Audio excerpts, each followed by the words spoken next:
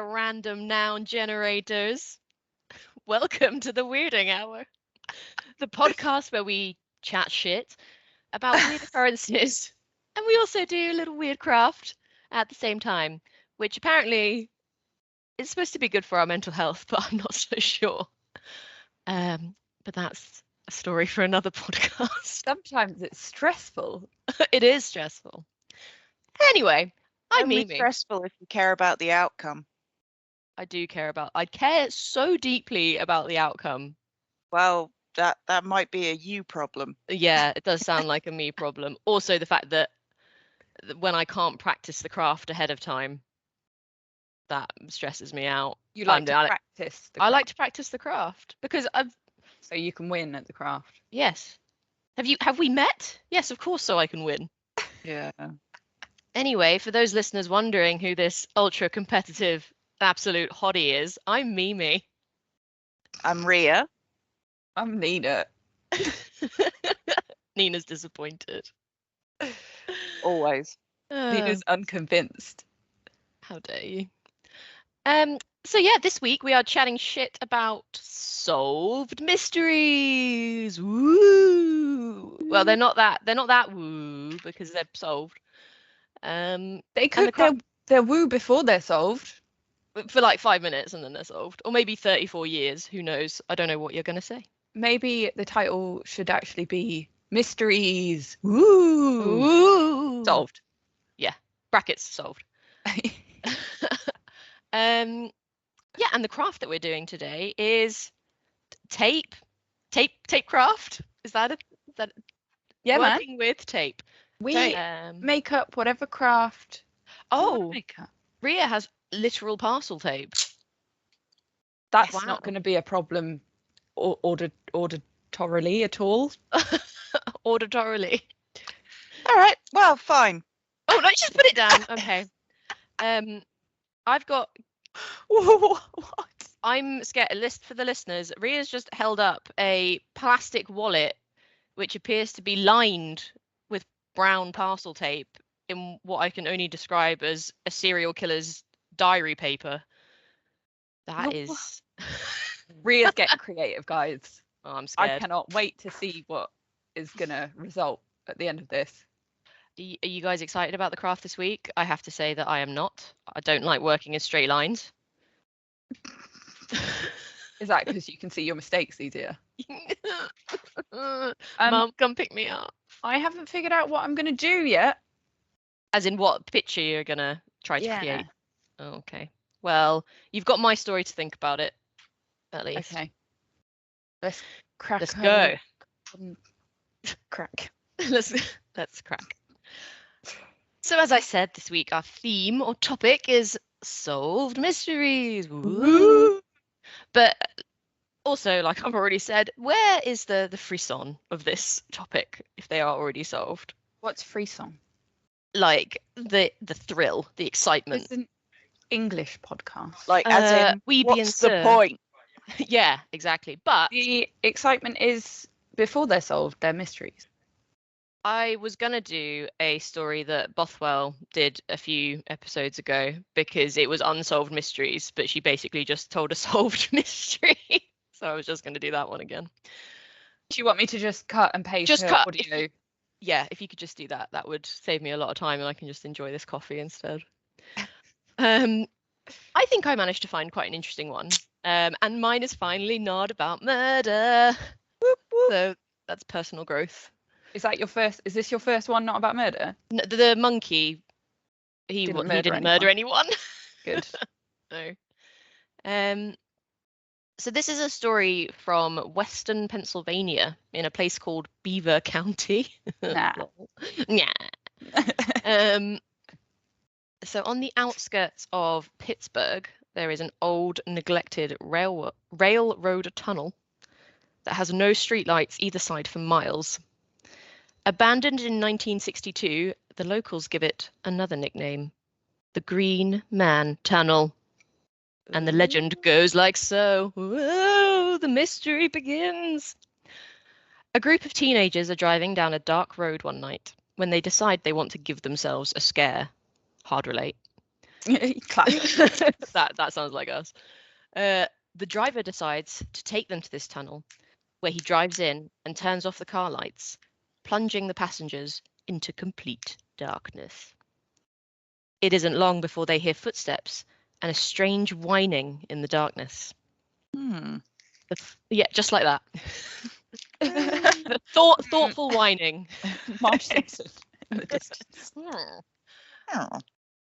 The footsteps get closer and closer until the teens become too scared and they decide, let's just turn on the lights again. Me. Yeah, that is fully Nina playing VR. Put me in the VR. Take me out of the VR. I like it. How do I get out? Yeah.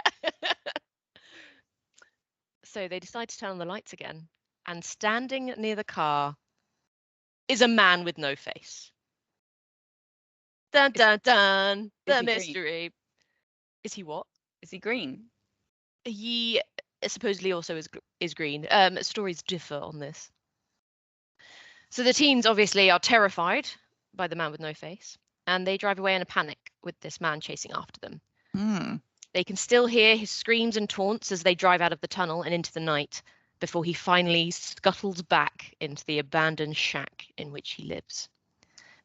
And this is the legend and mystery of Charlie No Face, or in other areas, the Green Man, which is Charlie No Face is way scarier. scarier. Yeah. But it also makes more sense if he's not actually green. Yeah. If accounts all say he's got no face and only some of them say he's green. Yeah, I mean that's fair. I mean, to be fair, I don't think Mimi made up the story, so yeah, I won't be taking your notes. This isn't a workshop. So yeah, so it's a pretty standard urban legend. Heard stuff like this before. Loads of different states in America have their own kind of version of this boogeyman thing, like Bunnyman Bridge. Do you guys know about that one? Nope. No. The guy there's a he's a bunny man bridge. Yeah, well, there's a rural bridge out in the sticks somewhere, and if you cross it, you're supposed to come across either a giant bunny or a man in a bunny suit that wields an axe. Cute. So cute. I want to see a giant bunny with an axe. It's so in right now. I'd make friends with it. You are the bunny man. That's what I think. If Nina was thinking I'm going to go on a murderous spree, what sort of disguise should I wear? I think bunny suit would be quite high up on your list. Oh, it'd be so warm though. Very uncomfortable. And so, like you say, there's a lot of variation on this story.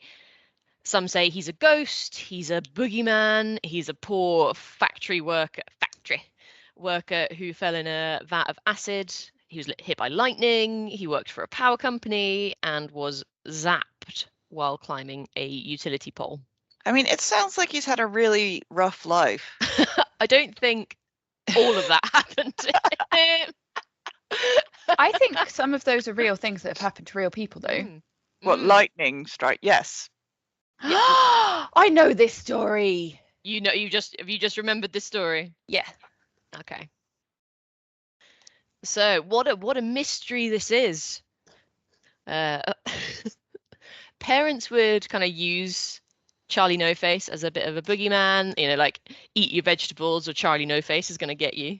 Charlie No Face doesn't give a fuck about vegetables. I mean, but what if he does? Like, what if he's really actually quite concerned that everyone eat their fucking Maybe vegetables? That's why he's called the Green Man. Yes. That'll be it. Okay. Eat your greens. Eat your greens, or I'll get you. So teenagers from out of town would supposedly drive up Route 351 looking for a sighting of the Green Man, or Charlie No Face, who was said to sometimes glow green or have green skin due to his accident at the power station that didn't happen. Nice. And these teenagers, they would find him because he was a real person. Yeah. And he was nothing but the total opposite of how he'd been portrayed in these horrible ghost stories. He had a face and he was actually blue. He didn't actually have a face, but we'll come on to that. Blue is not the opposite of green. No, red is the opposite of green. And yeah, this is where the mystery of this urban legend is solved. Solved mysteries. So the Green Man's name was Raymond Robinson, but he went by Ray. Like that little Cajun firefly from The Princess and the Frog. My name Raymond. Everybody call me Ray. Okay. That's a good film. That's a killer reference, by the way. I love that I have to tell everyone that what I've just done is in fact a killer reference. Well done. Keep going. Anyway, Ray was born in 1910 in Beaver County, and at 8 years old he suffered a devastating accident. That took his face. Yeah, literally. The reason. Don't take the piss, Ray, you bastard. It's about to get real sad. Oh no. He's 8 years old. But also, just listen to the Green Man, Mr. Ray, because he is actually really cool. So yeah, 8 years old, he suffers this accident, and the reason that he gets involved in this accident is also really sad. He was climbing a pole trying to get a look at a bird's nest to count how many baby birds there were in it. Aww. He reached out to get some, catch his balance, and he accidentally grabbed a live electrical line. Oh. And this same electrical line had killed a boy less than a year earlier, but apparently the townspeople of Beaver County just don't give a fuck. They do not give one single fuck about little boys playing on the electrical lines. Poor Ray did survive, but he suffered severe disfigurement, especially to his face. As well as losing an arm, he lost both eyes, his nose, and one of his ears. Oh, yeah. The headlines about this accident read, Morado, which is where he's from, Morado lad, 8, shocked by live wire, will die. Oh, fuck. Oh my God. Love that. That's a choice. It's a bold choice. Wow. Yeah. So as well as the media, doctors feared that he would pass away quite shortly, definitely within a year, but Ray proved them wrong. And the final sentence of another newspaper article read, yet in spite of his affliction, the boy is in good humour. And this was a kind of trait that Ray kept throughout his entire life. He had this habit of kind of proving people wrong and staying really sunny even when stuff seemed quite difficult. And that's part of the reason that when I found his story, I wanted to do him, because he has this whole kind of mystery around him, but actually his real life story is quite inspirational. So Ray was cared for by his relatives, and despite being obviously totally blind, didn't have any eyes, he was really good at making doormats and wallets and belts, and he would sell them, and the kind of local townspeople and tourists would come and flock to him to buy them for an income.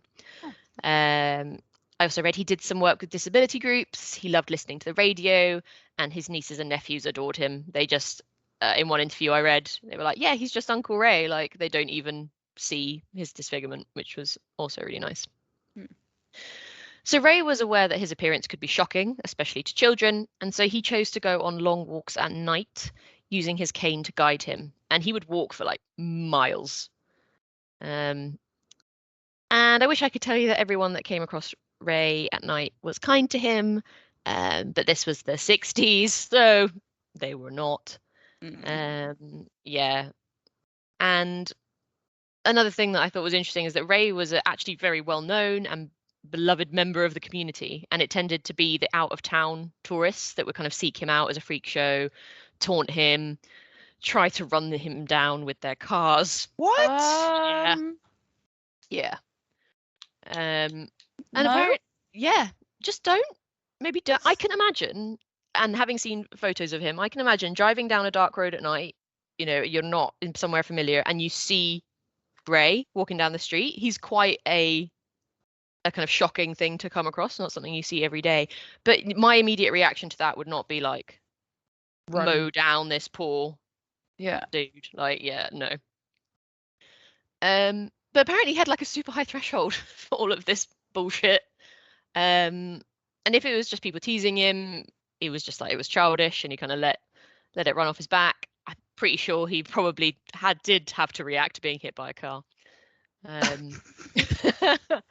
But the key thing is, locals would regularly gather and wait for him. So they'd join him on his walks, they'd guide him along, they'd exchange beers and smokes with him, which his family didn't like because they didn't drink alcohol. But apparently Ray fucking loved to get tanked. And he was a super nice guy that really loved to chat. And some people that went off to the Vietnam War, there are letters where they've written home asking after Ray. Like, how's Ray doing? And his so cute. Yeah, his like photos went all over the world. He was like really famous and really loved by the locals. And I also found a post about him in our Reddit forum, and there were loads of people in the comments saying that they or their parents lived near there, and Ray was like the sweetest guy you could ever meet. He loved to chat, happy to. He'd kind of never really felt that bad about being asked about his disability, but most of the people in the town are like, obviously they knew what would happen, so it wasn't part of their chat really. He was just a cool dude. And Ray lived in Beaver County for the rest of his life, although he did stop his nighttime walks because of all of the getting hit by car stuff. Yeah, that'll do it. Yeah, but he passed away in a nursing home at the ripe old age of 74. Yeah. And so, Ray's story has been told so many times that the kind of nasty, scary, sensationalist ghost story has overshadowed his real story. So that is the solved mystery of Mr. Ray Robinson. Nice. There you go. That was very wholesome. I know. I thought I'd change it up for a second. Because you're going first, so you thought you'd do a cheerful. I'd do a cheerful so you guys can just demolish any joy that a listener has right now. So be prepared. Who's next? Ria? Okay. All right. Yeah, mine's not going to be sad at all. So yay! Oh my god, are we going to have a wholesome episode? I mean, I hope it's not going to be boring because it's not sad. So, solved mysteries. So I am going to talk about the Flying Dutchman.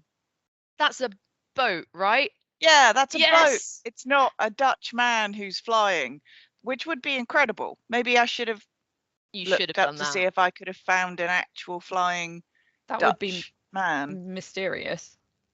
I mean, would it be mysterious, or would it just be a Dutch man who's a pilot? Oh, my cousin's solved.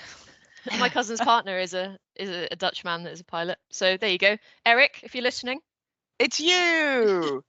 Mystery has been solved. There he is. Woo. Your Ria's topic. So Eric was born in. So yeah, the Flying Dutchman is a legendary ghost ship. I haven't actually ever heard of it. So what? Isn't it like I've heard Pirates of the Caribbean I've films? Heard the name of it. Yeah. As if I've watched all of the Pirates of the Caribbean films. Well, just the first one is enough. It really is enough. That tells the story, and then the rest of them are just pointless. Yeah, agreed. So the Flying Dutchman is basically, it's been said that it can never make port, and it's doomed to sail the oceans and seas forever, for all eternity. And the myth is said to have originated in the 17th century. So that's like when the Dutch East India Company was trading. And it thinks, from my research, the oldest version of the legend might be sort of, around that time. So the 17th century, like, people have started to have this story about the Flying Dutchman, or sightings have been made. Sightings? Yeah, well, I mean, someone's seen it, said they've seen it, and then there's a story. So, okay. Like, I do. Yeah. So there's various legends surrounding it. So obviously it can never make port. It's doomed to sail the seven seas forever. But also if it's hailed by another ship, apparently the crew of the Flying Dutchman try to send messages to land or to people long dead. What's And hailed? Yeah. so like if someone tries to signal the ship, if someone's like, Okay. hey guys, how you Well, y- doing? Then Yeah. they'll send messages They're like, from, help! I haven't been home in 50 years. yeah, exactly. Like, can Is my Can wife we- still alive? we just like, let us on and we can land maybe? Like, no, fuck off. You're on this phantom ship forever. We don't want you. Fuck off. So various people have written about the Flying Dutchman. There was printed in 1790 by John MacDonald in travels in various parts of Europe, Asia, and Africa during a series of 30 years and upwards. That's the title. John MacDonald wrote, the weather was so stormy that the sailors said they saw the Flying Dutchman. The common story is that this Dutchman came to the Cape in distress of weather and wanted to get into harbour but could not get a pilot to conduct her and was lost, and that ever since, in very bad weather, her vision appears. Spooky. There's another reference in a voyage to Botany Bay in 1795 by George Barrington. I had often heard of the superstition of sailors respecting apparitions and doom, but had never given much credit to the report. It seems that some years since a Dutch man of war was lost off the Cape of Good Hope, and every soul on board perished. Her consort weathered the gale and arrived soon after at the Cape.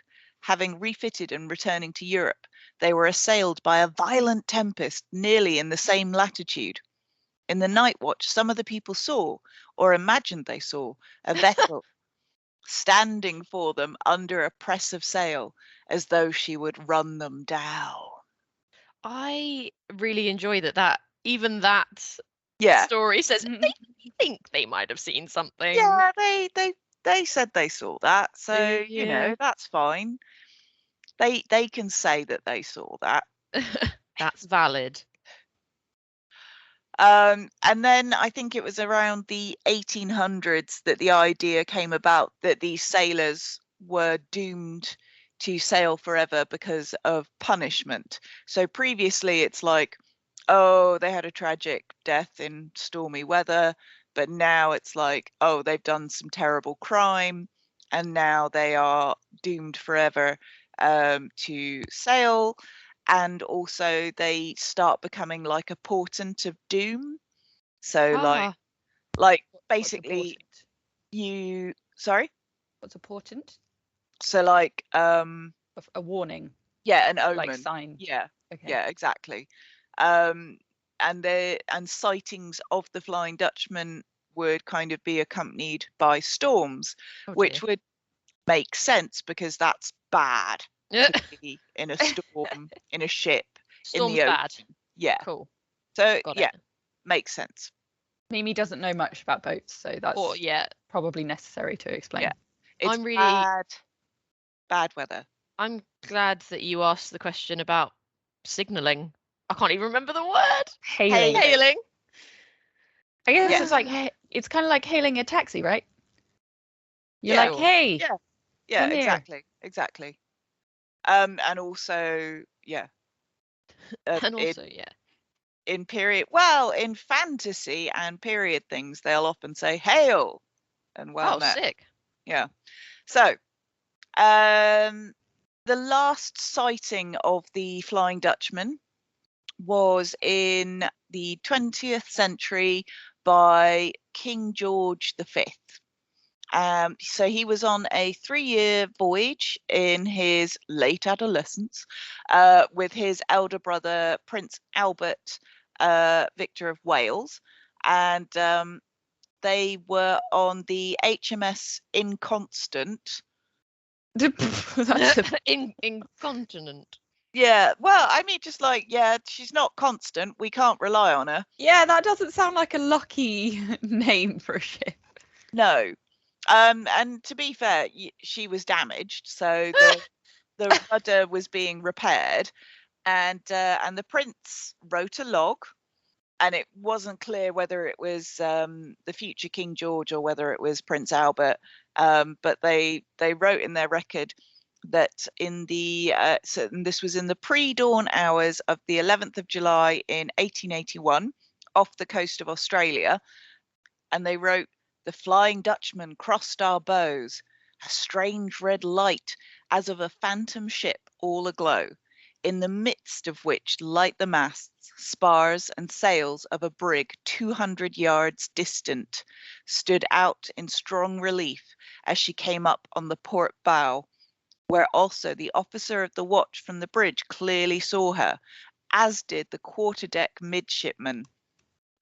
So basically, it sounds like the officers were like, "Yes, no, future King and Prince of England, we absolutely agree with you that the Flying Dutchman was there." That seems like a sensible move on their part. Yes, it does. Yes. So basically, the solution to this mystery is that it is actually a doomed ship floating. Oh, No, it's not. I was so ready to believe. That was so good. Yeah, no, it's real. Again. So it turns out that what it is basically a type of mirage. So like you can see mirages out in the desert, you can also see mirages out at sea, and it's called a Fata Morgana. Basically, it's just the way the light is perceived, so it's passing through spaces with different densities, so that makes sense, particularly if there's a storm, because I was that gonna say. is creating those sort of atmospheric differences in the density in air. So at the ocean surface, the water keeps the air cool, and then above that layer is a layer of warmer air, and then when the light passes through them, it refracts or it bends, and the human eye assumes the light it can see travels in a straight line. So from a distance, that refraction can make the object look like it's floating above the water's surface. So probably what everyone was seeing was an actual ship in the distance, but it looked like it was floating in the air. And you only saw this floating ship before storms and weather because that's the condition needed. That's really cool. Yeah, I like I that. love that.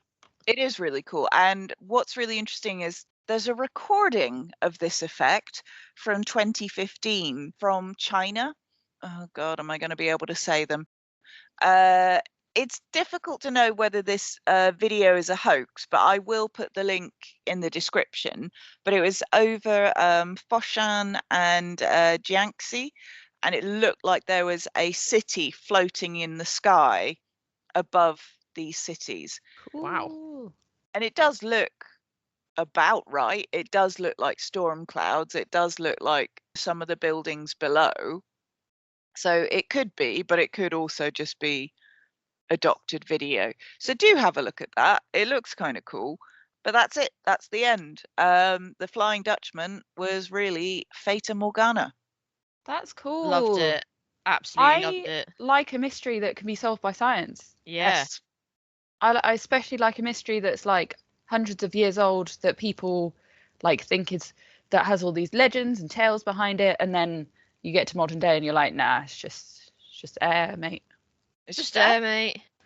It's just air. It's still pretty cool though. For sure. Okay, shall I crack on? Yes. They do. Okay, so my mystery is about a man called Greg Flanagan. Yep. So he was a working man and he travelled a lot for work. and he often spent all the weekdays away in a hotel and then went home at weekends. In 2010, on 15th September, he was at the Elegante Hotel in Texas, which I imagine is not that elegante. So he'd sort of done his standard evening routine. So he spoke with his wife by email and was just having his usual routine after work. So he was watching TV, smoking, and eating some candy bars because apparently he loved candy. Good for him. So his wife Susie, for a bit of context, they'd been married and divorced, and then they remarried. So at this point, they'd been together for 10 years. And that evening, his snacks of choice were a Reese's Crispy Crunchy bar, a root beer, and he was watching Iron Man 2. Nice. He'd also tried to make some popcorn, but the microwave in his room tripped the breaker. So he called the front desk, who sent someone up to fix it. I love that he failed to make microwave popcorn. Well, I don't think that was his fault. It sounds like he wasn't trying hard enough. Well, he's dead. Oh. Oh, there we go. So that was on the 15th. On the 16th, his wife called his office as she hadn't heard from them that morning. So usually part of their routine when he was away, they spoke on the phone every morning. The office hadn't heard from him either, so they sent some colleagues to go check on him in his hotel. He didn't answer the door to his room, so they got the manager to unlock the door, and his body was laying on the floor with his cigarette still in hand. Oh, like smoking? Like still warm, or just in his hand? Oh, okay. Not quite as what is that, noir? Film noir? I don't know. Yeah. Yeah. Oh, sorry, I was just trying to make your story more interesting. Well, here you go. Externally, there was little to no evidence of his cause of death. There was a small wound on his scrotum and rug burn on his cheek, but that was pretty much it. On his cheek? Which cheek? His face cheek. Okay. And upon examination, the medical examiner found that his internal organs were a mess.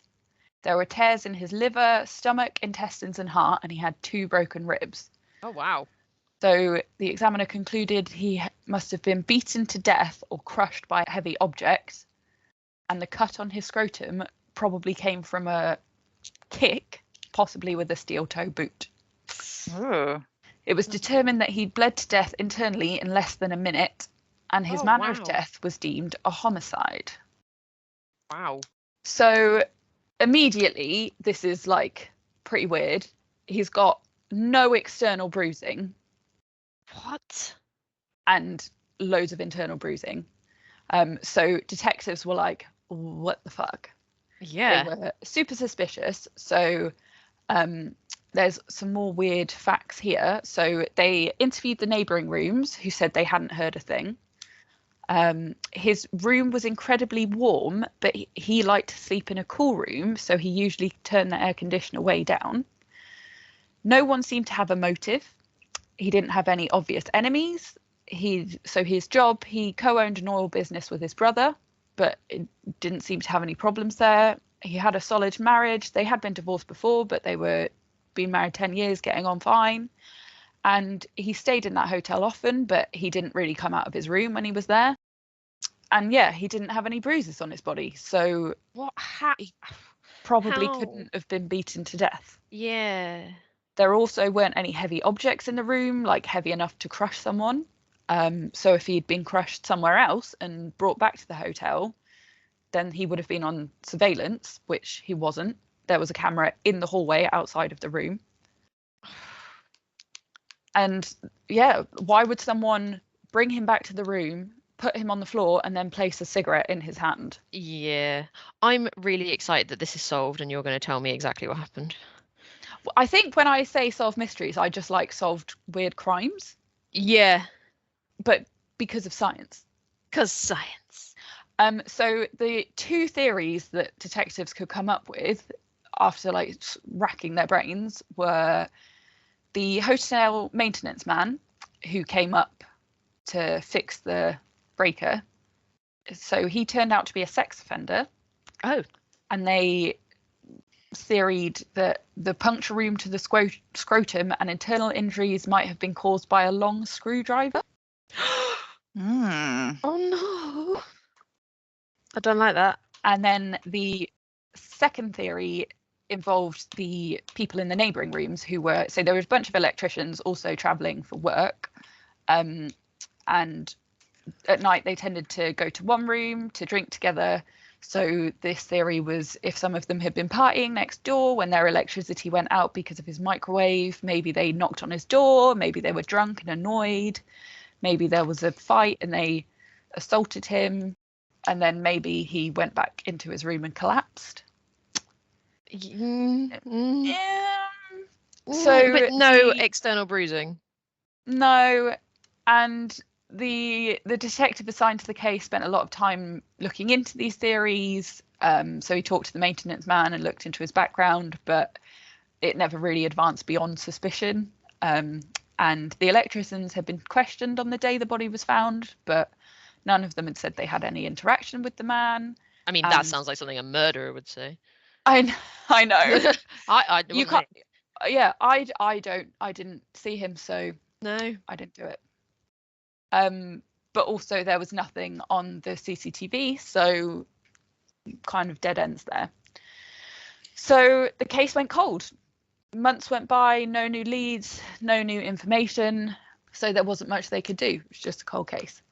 And because his wife was so frustrated by this, she hired a private investigator. Nice. So he started investigating, figuring things out, started putting some things together, and started asking some interesting questions. So he asked her if Greg was left or right-handed, and he asked which hand he held a cigarette in when he was smoking. She said it was the right hand, and he asked if she was sure, and she said positive. How could she be positive about that? I mean, I think you'd know. It's a habit, isn't it? So people don't really change which hand they smoke with. I don't know. I kind of feel like you smoke with it whichever hand is free. Maybe if you're doing something, but like even now, I smoked when I was a teenager. I haven't smoked for 20 years. 20 years since I was 10. But even now I know which hand I'd smoke with, and to imagine doing it with the other hand feels very weird. Okay. I think I must be ambi-smokestress. So he was asking this because if Greg was right-handed, why was the cigarette found in his left hand? So the investigator concluded that he'd gotten up from the bed, headed towards the door, and put the cigarette in his left hand so that he could grab the door handle before he collapsed. There you go. So he was maybe trying to leave the room. So the PI had already been informed how cold he liked his room while he slept, and this helped fix the time of death. The investigator concluded that the air conditioner had shut down with everything else when the circuit breaker blew, and the hotel records showed when the repairman went up. So he left Greg around 8:30 p.m. and he figured out that Greg forgot to flip the AC back on, which is why the room was warm. So it would have only taken a few minutes between the time that the breaker was flipped back on for the room to warm up. And so in between that time, that was when he died, because it hadn't warmed up enough for him to go, oh, I'll switch the AC on. I see. Okay. So the PI searched the hotel room again with the police, and he noticed an indentation in the wall that just looks like typical hotel room wear and tear. It was right next to where the handle of the door would hit the wall. But he had a closer look, and when he swung the door open, the doorknob and the dent didn't quite match. It was just slightly to the right of where the doorknob would be. So it's the kind of thing that you just like glance past and you're like, yeah, wear and tear, but actually something else is going on here. So he wondered if there was a matching one in the electrician's room. And there was. A small, neat hole in the wall that had been patched with a tiny bit of faintly, this is hard to say, faintly pink filler that turned out to be dried toothpaste. So there Ew. was a hole in the wall and someone had tried to cover it up. Why are you both disgusted by dried toothpaste? Because it's hard to get out of things. I mean, Ria's literally got a toothpaste stain on the dressing gown she's wearing right now. So It's true. We dress up for these recordings. yeah. So the holes lined up. And what they concluded was a bullet had gone through the wall. There was a small, neat hole in 349, which was the electrician's room that was the entry, and the larger hole in 348 was where it exited. And they put a laser through it, and it showed that the bullet would have struck the bed where Greg was lying. No. Okay. So sorry, the bullet came from where? Who had the Came gun? from the electrician's room. Oh, okay. So it was from the neighbouring room with the electricians in who met up and had drinks together often, and it went through the wall and hit him while he was laying in bed. Okay. I got you. What? I feel like I explained that very badly if you didn't understand. No. It was, I'm very dumb and I was still thinking about toothpaste. So, unfortunately, the body had already been cremated because this was months later, so they couldn't re-examine him. But they did scour the autopsy report and shared their hypothesis with the medical examiner, who, after a bit of, oh no, I'm going to get in trouble for this, eventually agreed with them. Oh. So what they concluded was he'd been shot in the scrotum and the bullet had bounced around inside his body, which caused all the internal damage and no external bruising. And the examiner hadn't noticed the entry wound of the bullet because it was in the scrotum, which the skin of which is soft and pliable, and it had kind of folded over the entry wound, making it less obvious that that's what it was. So he just thought it was like a little cut. Don't you hate it when scrotums do that? Yeah, it really bothers me. So they've got all this evidence. They call in back the electricians. And they're like, what's going on, guys? And eventually, I think they did a bit of like trickery, like, we know what's happened. We know what you did. Right. One of them confessed. The stuff you're not supposed to do, and coercion, which is not legal in this country.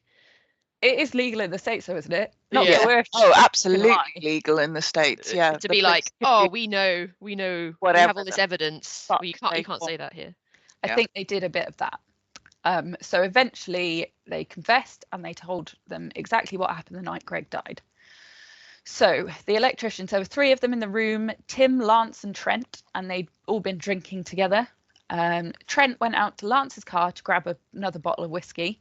And while he was doing that, Lance asked him to grab his gun while he was there. Obviously. I hate America. Yeah. Two perfect responses to that. Yeah. And when he returned with the gun, Lance took it from him and, joking around, pointed it at Tim and at Trent. They were pretty pissed off, like, Yeah. don't point a fucking gun at me.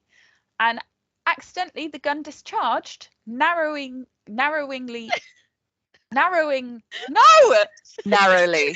literally staring at the word. Narrowly Missing Trent, and it hit the wall. They all freaked out, panicked. He took the gun back to his car. Trent fucking booked it as fast as he could. And Lance, took the gun out to his car, went back to the room, and him and Tim went down to the hotel bar to just be like, wasn't us, we weren't there, we're in the bar. And they just basically pretended it didn't happen. But the next morning, Tim saw Greg being wheeled away on a gurney, and he knew Lance had killed him. And he admitted that none of the men had checked to see if anyone was in the next door room or if they were okay. Yeah, if they were hurt. Mm-hmm. So the shit stains. Exactly. Yeah, so that was coerced out of them, and Lance was arrested, and he pled no contest to manslaughter. He was sentenced to 10 years in prison, and the judge told him that he was being sentenced for his actions after the gun went off, Mm-hmm. that chances were, if he had checked on Greg and summoned help, he would never have served a day in jail. Oh, do the right thing, kids. Yeah, no, I think absolutely he should be in trouble for taking his gun into a fucking motel or hotel and Well, it's Texas, so waving you're it. probably allowed to do all that stupid shit. What? They shouldn't be allowed to do all that shit. Yeah, well, that's a bigger debate for a different podcast. Ugh. I Let's not- agree, guns are stupid. Stop having guns. Yeah. And also don't play with them. Don't point them at people. What isn't that the first rule of gun safety is don't point Yeah. at anything you don't intend to shoot. Exactly. Poor muzzle control. And yeah, that's what happened to poor Greg Flanagan. He didn't deserve it. No. It happened. It was an accident, but the people involved were dicks. Though, yeah, no, completely agree with everything you just said. I wasn't about to defend anyone. The PI that worked all that shit out, that is fucking Sherlock Holmes levels. That's I think- awesome. PIs get paid more than detectives. Yeah, I think they Yeah. might have more time and less caseload, I would say. Yeah, Yeah. I think One that's case at a exactly time. right. Yeah. One case at a time will do it. I Yeah. do have a quote from his wife that she said to Lance at the trial. So I'm just going to say it quickly and finish on that. Mhm. So Susie Flanagan at the trial said, "I've waited over 2 years to look you in the face, eye to eye, and simply have the chance to speak directly to you. You would never have come forward with the truth. You murdered him. No, you didn't intentionally seek out to murder him, but you murdered him with every lie you told, with every intentional selfish deception, with every cover-up, over and over again. You saw his body taken out of the room in a body bag the next day. You knew you killed him. You have met your match. I would have spent the rest of my life tracking you down, and I found you, Greg's murderer. I brought you to justice." Yes, Susie. No! I like Susie. I mean, it was Susie. the PI, but okay. Yeah. Whoa, I knew you were going to say that, you asshole. Mic drop from Susie. Fuck you, Rhea. Yeah. She didn't do anything. She paid someone else. Yeah, but she refused to give up on tracking down the people who murdered her No, husband. okay, yes, that is You're true. like, I'll give her that. Yeah. Poor woman.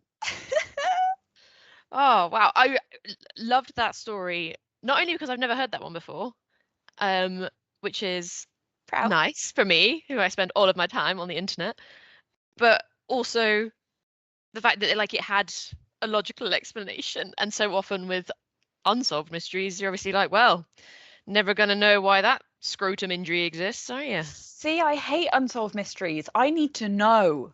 Yeah. I need to know what happened and why and how and when and where. And science. I need to know And the science. science. I'm like, Yeah. science can solve all of this. I need to know the answer. Yeah. No, it was good. I enjoyed that very much. Oh, it's all Mm. good.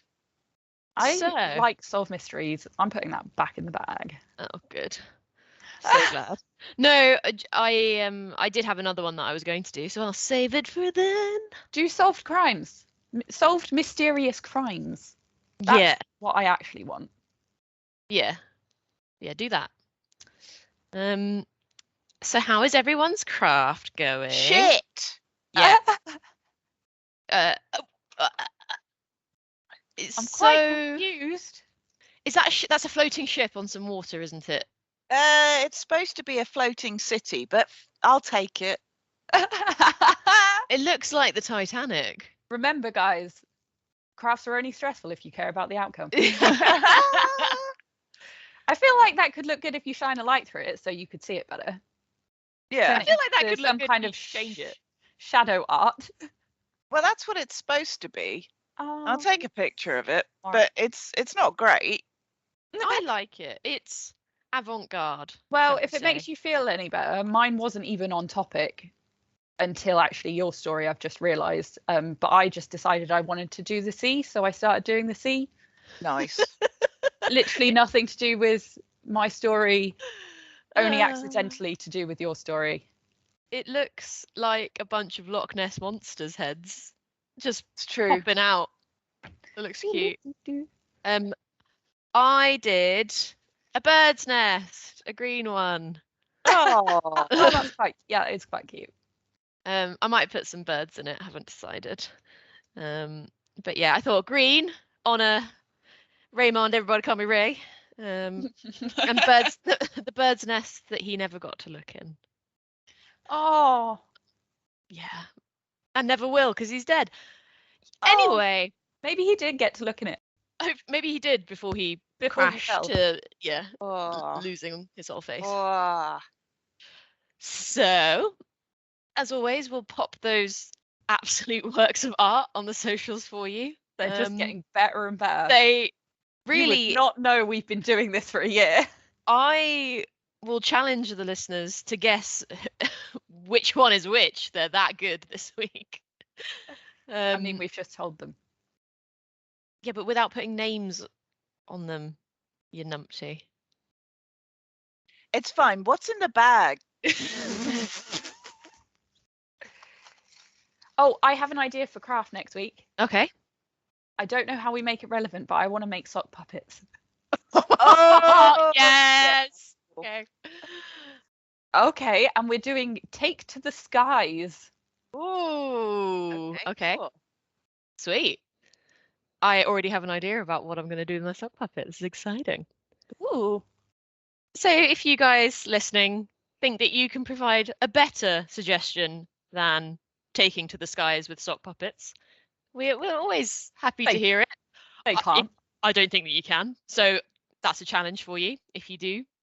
Just pop us an email at weirdinghour@gmail.com, or more likely, because you're like one of the 5 people that listen to this who are also our friends, just let us know next time you see us what you'd like us to do. Yeah. If you did want to hear more about the stories that we told you about today, the sources, as always, are in the show notes. And you can plunge yourself into a nice little Weirding Hour rabbit hole for several hours of your life that you'll never get back. Before we leave you, please remember to like, save, subscribe, and share. And if you don't, the green man will get you. Oh, but he's actually really nice, so So yeah, So actually, let him get you. yeah, we'll let him probably get just have a nice little chat. yeah, have a nice chat with the green man, but also remember to share the podcast. That fully sounds like a euphemism for smoking weed. Also, eat your greens. And also eat your greens. Okie dokie. Goodbye, random noun generators. Okay, love you. Bye. Oh, Happy New Year too. Ah, Uh... spread the wind.